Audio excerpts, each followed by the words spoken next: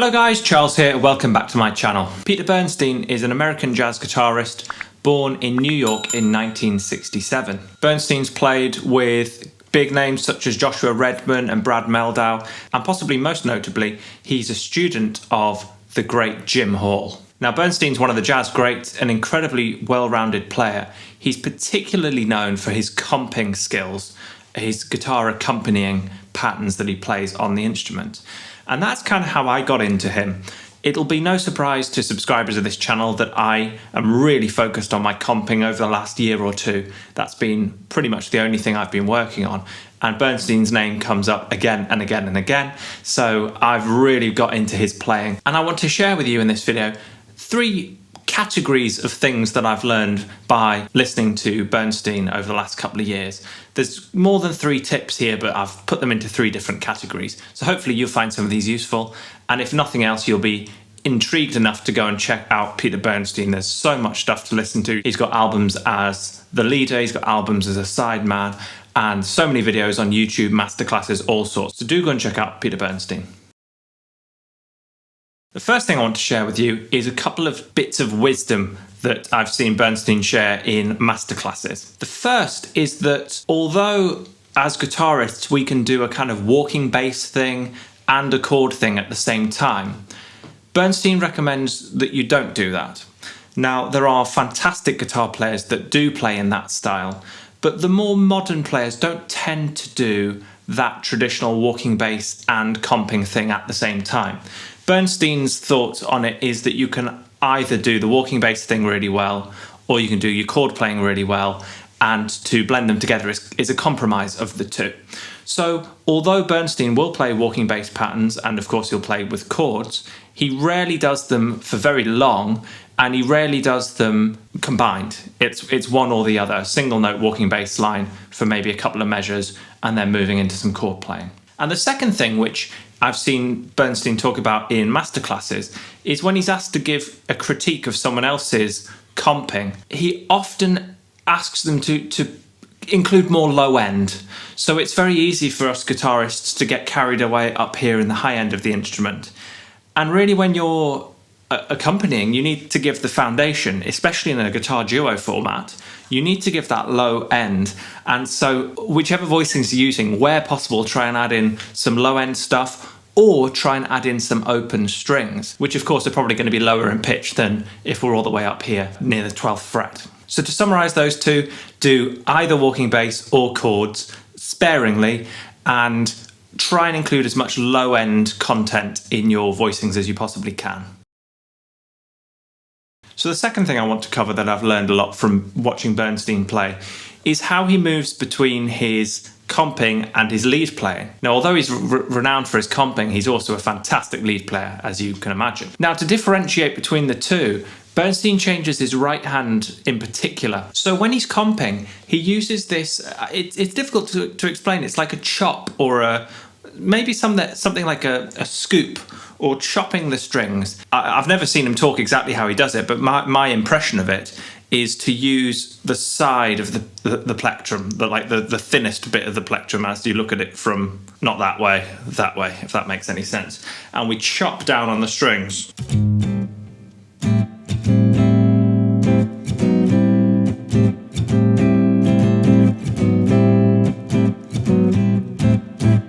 This sort of choppy thing.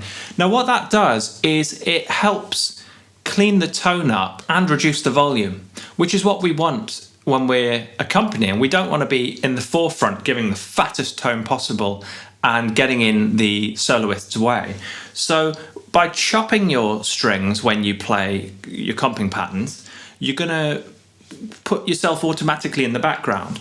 Now on top of that, he does play with the volume control as well. So he'll reduce the volume control a little bit, maybe the tone, just to make sure his playing stays present but in the background. Then when it comes to lead playing, he uses full contact with the plectrum, trying to get as much tone out of each note as possible, which is obviously what we all try and do. We try and get as much.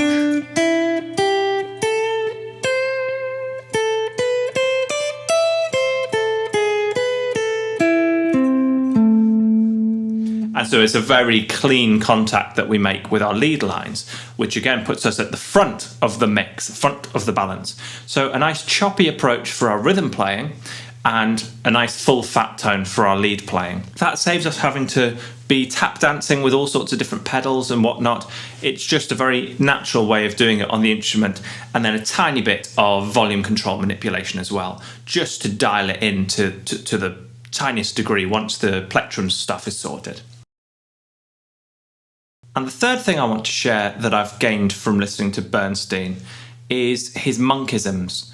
Now, Bernstein is a Thelonious Monk expert. I've always loved Monk, but like most of us, I've never often listened to it and thought, oh, I know exactly what's going on there. However, listening to an expert like Bernstein playing it on an instrument which I understand better, the guitar, it's really helped tune my ears into the Monkisms. And now when I go back to listen to Monk, I kind of feel that I've got a bit more perspective on it. Now, Bernstein will do a lot of dissonant stuff a la Monk in all sorts of contexts, not just when he's playing Monk tunes. There's a great clip which I'll put on screen here. Try and track down this video on YouTube. I'll maybe put a link in the description box below. Most of it, Bernstein's just playing complete dissonant stuff, tones and semitones. It's a duet with Jim Hall. And I mean, it's so bold. And he was quite a young player at this time, but you can hear those Monkisms he's got from that influence. Now, a couple of things I hear him doing a lot that you can put into your playing. I love these ideas. Some actual chords for you here. This first one is like a 7-flat-5 sound. And a great way to achieve the 7-flat-5 thing, we've got this sound here, which is very Monk. A great way to get that into your playing is just to use dyads, 2-note chords or intervals basically. And here's an easy way to do that. We can play, for example, A and C sharp on the low 2 strings here, 5th fret and 4th fret. That gives me a major third. And then I can go up to C sharp and D sharp or E flat, which is fret 9 and fret 6.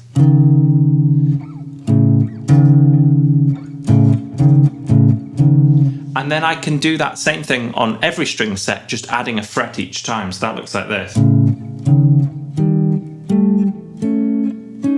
Different on this string set, of course.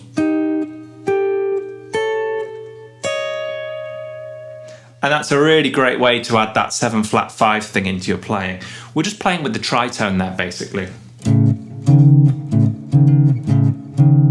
But he'll just play those little dyads. And it's a really simple way to, again, get out of the soloist's way, but still have these lovely dissonances. And then he'll use those in his solo lines. He'll be playing all these sort of things in his solo lines. Again, if you check out the video I just suggested, you'll see a lot of that. So that's one great thing that he does a lot. The other, which is just really filthy stuff, is a lot of low-end content, again, in Bernstein's comping.